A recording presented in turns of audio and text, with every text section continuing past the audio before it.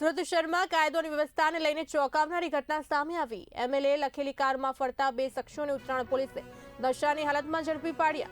આ બનાવે શહેરમાં ચર્ચાનો વિષય ઉભો કર્યો છે। માહિતી મુજબ ઉત્તરાયણ પોલીસ નાઇટ પેટ્રોલિંગમાં હતી ત્યારે શંકાસ્પદ હાલતમાં ફરતી એક કારને રોકવામાં આવી હતી।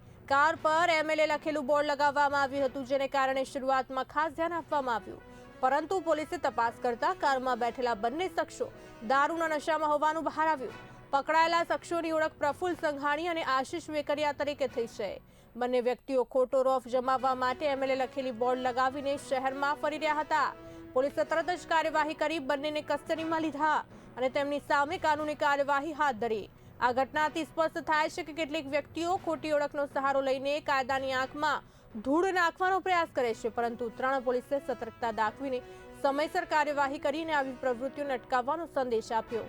પોલીસે લોકોને પણ અપીલ કરી છે કે કોઈ પણ શંકાસ્પદ પ્રવૃત્તિ જણાય તો તાત્કાલિક જાણ કરવી, જેથી સમયસર કાર્યવાહી થઈ શકે।